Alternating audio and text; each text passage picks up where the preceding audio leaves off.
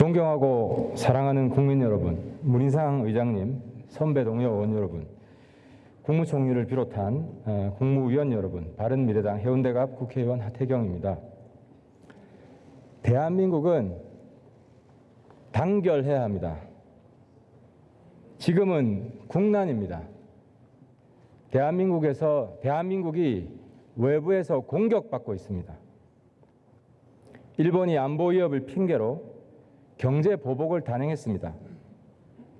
국가가 공격받고 있을 때 그 국가를 지키는 최전선에 보수가 서 있어야 합니다.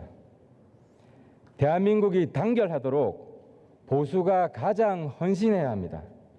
그것이 진짜 보수입니다. 우리 모두 지혜를 모아서 국가적 위기를 헤쳐 나아가야 합니다.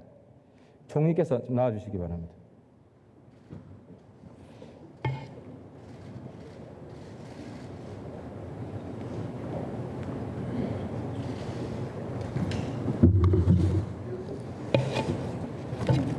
최근 일본 언론의 한국 공격이 강해지고 있는데요. 며칠 전에 한국이 북한에 불화수소를 밀수출했을 수 있다. 핵무기 만들 수 있는 원재료다. 한국이 북한에 핵무기 만들 수 있는 불화수소를 밀수출한 적이 있습니까? 네, 그런 사실이 없고요. 일부 기업에서 전략물자를 밀수출하려는 시도가 있을 때마다 적발했고 억류 조치를 취하거나 또 유엔 제재위원회와 함께 제재를 가하거나 그런 일들이 진행되고 있습니다. 네. 본 의원이 아주 충격적인 자료를 입수했습니다. 아침에 공개했는데 일본 안전보장무역정보센터에서 발표한 부정수출 사건 개요라는 겁니다. 이 밀수출, 불법 수출을 일본에서는 부정수출이라고 하던데요.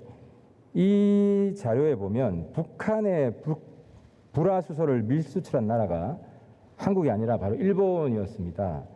근데 이 기관, 일본 안전보장무역정보센터, 영어로 시스텍이더라고요. CISTEC.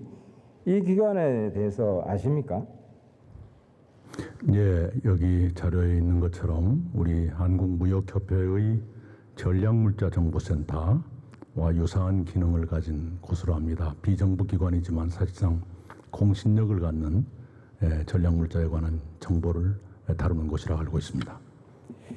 그럼 일본 정부에서 발표한 거나 매 한 가지겠네요. 이게 신뢰할 수 있는 정보겠네요. 저희들은 그렇게 파악합니다. 예. 불화수소뿐만이 아닙니다. 이 일본 안전보장무역정보센터에서 공개한 자료에 따르면 북핵무기 개발이나 생화무기에 이용될 수 있는 직류 안전화 전원, 주파수 변환기, 동결 건조기, 탱크 로리까지 북한으로 밀수출한 것도 있고 하려다가 탱크 로리 하나만 그렇습니다. 적발된 사례들도 보고되었는데요. 더 충격적인 사실은 일본이 밀수출한 전략물자 중 3차원 측정기란 장비가 있는데 이게 리비아 핵시설에서 발견되었다. 이 사건으로 일본 기업인 미쓰도요의 대표이사와 임직원이 최대 징역 3년을 선고받았고 4,500만 엔의 벌금도 냈다고 합니다. 일본이 말 그대로 블랙리스트 국가가 되었는데요. 사실 일본이 더 문제인데 오히려 우리나라를 안보 위협을 핑계로 지금 경제 제재를 하려고 하는 것에 대해서 어떻게 생각하십니까?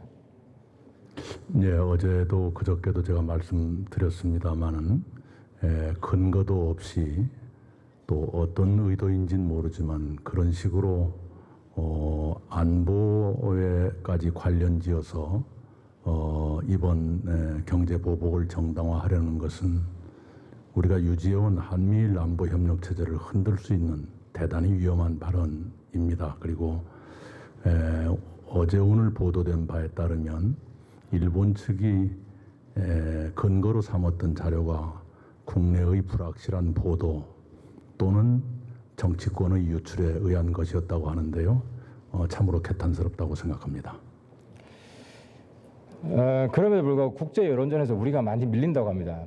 문인성 의장님 어디 가셨네요. 문인성 의장님이 평소에 말씀 많이 하시는데 외국이나 특히 미국 가보면 일본에 너무 밀린다. 한국의 국제 파워가 너무 약하고 특히 여론전, 홍보 너무 약하다. 그래서 총리께서 사실 일본이 잘못하고 있는 것인데 오히려 일본이 제재를 받아야 되는 상황인데 국제사회에서는 오히려 거꾸로 알 수가 있기 때문에 총리실 산하에 이번 일본 경제 제재에 관련한 국제 홍보단 같은 걸 발족을 해서 전 세계를 상대로 누가 진실을 말하고 있는지 이걸 제대로 좀 홍보하려고 한 것에 대해 어떻게 생각하세요?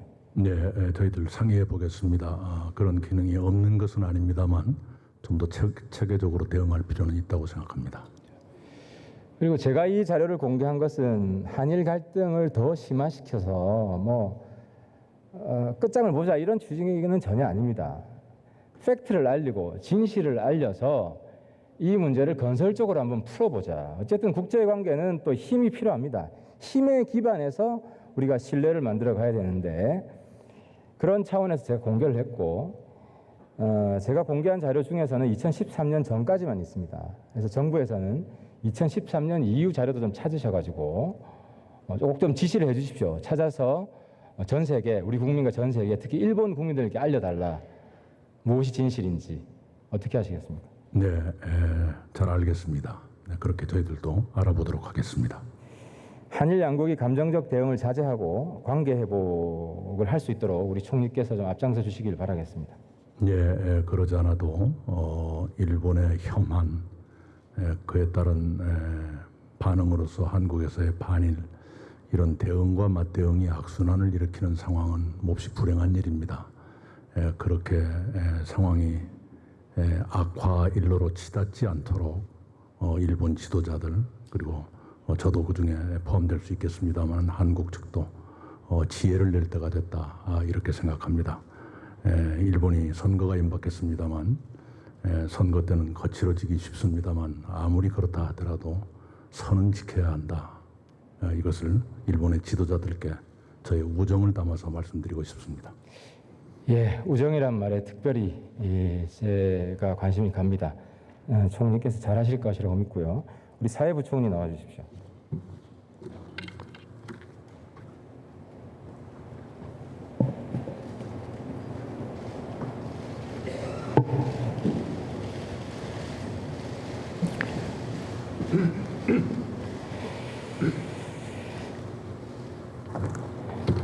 교육부 여러 쟁점이 많은데 해결하시느라 고생이 많으십니다.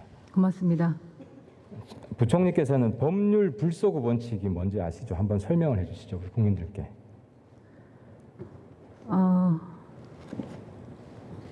어떤 법률이 대원칙, 그렇죠. 예. 일반론입니다. 예. 그 과거에 있었던 일들에 대해서 소급돼서 적용되지 않는다는 그런. 네. 그렇죠. 예. 그게 왜 필요하죠? 왜 필요하냐고 말씀하세요. 예, 그게 왜 중요합니까? 법률에 근거해서 어떤 법적 처벌을 한다고 했을 때 그 기준과 원칙이 분명해야 하기 때문이라고 생각합니다. 그렇죠. 이제 오늘 정한 룰로 옛날 일을 다 처벌해 버리면 네. 사람들이 불안정해서 못 살겠죠. 그렇죠. 사회 안정성이 파괴되고 네. 갈등이 심해질 거 아닙니까? 그러니까 저한테 제가 윤창호법을 대표 발의했는데 윤창호 가해자는 윤창호법 적용을 안 받습니다. 윤창호 사건이 일어나고 그 이후에 윤창호법이 만들어졌기 때문에 네. 그죠. 마음은 괘씸하고 이런 마음이 있더라도 그게 사회고 그게 법이어야 우리 사회가 안정화될 수 있습니다. 그게 그 원칙이 깨지면 우리 사회는 굉장히 혼란과 갈등에 휩싸이게 되죠. 그렇습니다. 예. 그리고 화면 잠깐 봐주십시오. 교육 행정에도 이런 불소급 원칙이 있습니다. 초등교육법 시행령 13조에 보면 교육부 장관은 매 학년도 시작 전까지 시도교육청 평가에 관한 기본 계획을 수립하고 공표해야 된다. 그러니까 그 학기 평가는 그 학기 전에 마련해서 공표해야 된다는 그런 내용입니다. 이것도 불소급 정신이 들어가 있는 거죠. 네. 또 있습니다. 교육부 장관은 교육부 훈령입니다. 해당 연도의 평가에 관한 기본 계획을 전년도 8월 30일까지 수립하여 시도교육감에 통보한다. 이것도 당연한 거죠. 올해를 평가하고자 하면 그 전해 8월 30일까지 기준을 마련하고 통보해야 된다는 겁니다. 지극히 당연한 겁니다. 그죠? 네. 알겠습니다. 총리 좀 나와주십시오.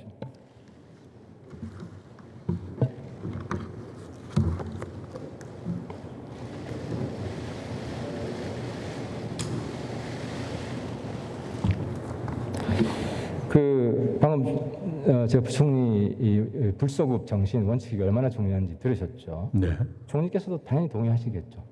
물론입니다. 그렇죠. 그리고 유일한 예외가 있다면 사후에 나온 법이 당사자에게 이익을 주는 경우에는 예외적으로 소급이 허용되는 경우가 있습니다만 행위 당시의 법률이 아니고는 처벌할 수 없다는 대원칙이 있습니다.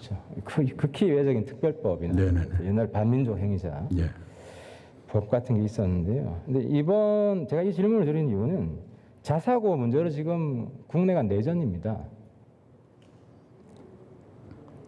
정부가 이제 교육부가 이번 시도교육감이 진행한 자사고 평가에 대해서 절차적 문제가 없는지를 평가한 후에 최종 동의 여부를 결정한다고 했습니다. 그래서 절차적 문제가 없는지 제가 살펴본 건데요. 두 가지 사례를 보여드리겠습니다. 해운대고와 상산고인데 화면 좀 올려주세요. 해운대고 평가 기간이 평가 대상이 됐던 기간이 저기 화면에 보면 2015년 3월 1일부터 2019년 2월 28일까지 4년간입니다. 그 기간에 해운대고의 여러 가지 실적들을 평가를 한 건데 만약 저렇다면 평가 기준을 통보하는 시점은 언제가 돼야 맞습니까? 총리께서 생각할 때. 네, 당연히 그 적용 이전에 통보가 돼야 그죠? 되는 그러니까 2015년 3월 1일 전에 통보가 돼야 되겠죠. 그렇습니다. 근데 실제 통보 시점 한번 열어주세요. 네, 2018년 12월 31일 날 평가 기준이 그 학교에 통보됐습니다. 예, 그래서 점수가 미달이 됐습니다. 상산고도 한번 보겠습니다. 상산고는 평가 대상 기간이 2014년 3월 1일부터 2019년 2월 28일 최근 5년간입니다. 저것도 당연히 평가 기준이 통보되는 시점은 2014년 3월 1일 이전이 돼야 되겠죠. 근데 아닙니다. 한번 열어보시죠. 2018년 12월에 통보가 됐습니다. 만약 2018년 12월에 평가 기준이 통보됐다면 평가 대상이 되는 기간은 12월 이후여야 되겠죠. 19년 걸 평가를 해야 됩니다. 이게 당연한 겁니다. 이번에 자사고에서 떨어진 모든 학교가 저렇습니다. 평가 대상 기간은 2014년부터 19년까지인데 전부 다 2018년 12월경에 평가 기준이 일방적으로 통보돼서 적용이 됩니다.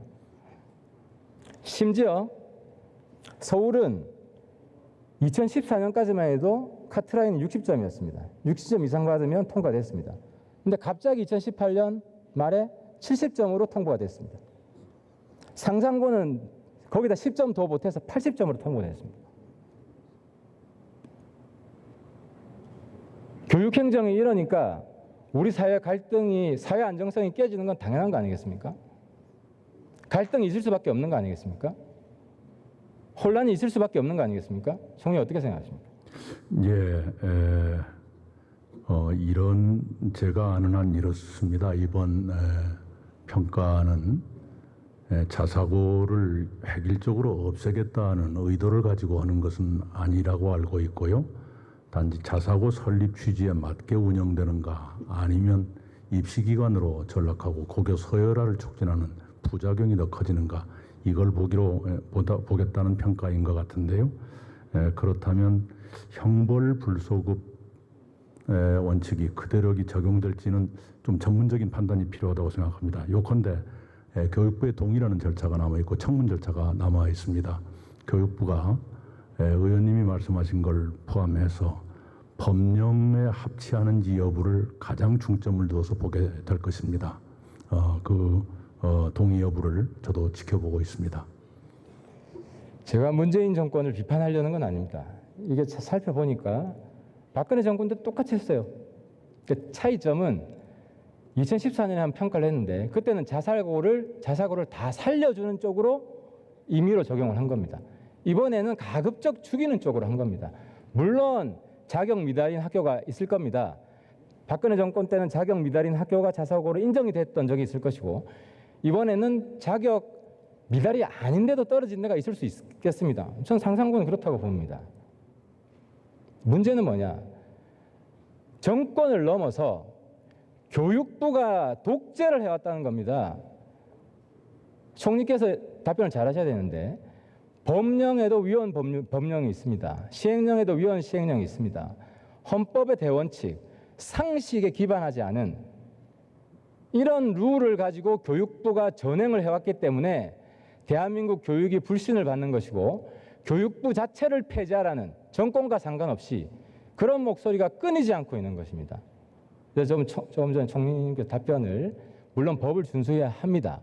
하지만 정부에서도 시행령 자체가 이 불소급 원칙을 깬 시행령이다, 기준이다. 그런 시행령이 적용되고 있다면 총리께서 이 시행령 고쳐야 된다 할 수 있는 거 아닙니까? 어떤 생각이십니까? 좀 전문가들의 의견도 여쭤보고요. 판단을 해보겠습니다. 저의 얇은 생각만 가지고 당장 이래라 저래라 하는 것도 또 다른 또 문제를 낳을 수가 있기 때문에요. 의원님의 지적을 무겁게 새기겠습니다. 그래서 저는 총리 평소에 존경하고 있습니다. 왜냐하면 상식에 기반해 있고 우리 헌법 정신을 가장 잘 지키려고 노력하고 있기 때문이고 그런 점에서 저와 잘 통합니다. 그래서 총리님께서 제가 어느 당파적인 정파적인 이익 때문에 이런 주장을 하는 것이 아니라 헌법 정신과 상식이 넘치는 그런 대한민국을 만들기 위해서 총리의 역할이 필요하다고 해서 제가 교육부 장관께서는 좀 불편하실 것 같아서 총리님께 여쭤봤습니다. 예. 좀 긍정적인 이야기 답변 한번 해주시죠. 예. 그러한 취지를 교육부도 충분히 경청했으리라 생각합니다. 교육부의 청문과 동의 절차를 저도 예의주시하겠습니다. 감히 주장합니다. 이번에 시행된 자사고 평가 전면 무효화해야 됩니다. 대한민국 헌법과 상식을 위배했습니다. 새로운 통일적인 기준을 만들어서 그 기준에 맞게 몇 년 뒤에 재평가를 해야 됩니다. 그래야 국민들이 승복할 수 있을 것이고 대한민국이 바로 설 수 있을 것입니다. 내후 외환입니다. 외환을 이겨내려면 대한민국이 단결해야 되고 그 전제 조건은 정부가 신뢰를 받아야 됩니다. 불신을 받고 갈등을 조장하는 정부가 있을 때는 결코 우리가 단결할 수 없습니다. 마치겠습니다.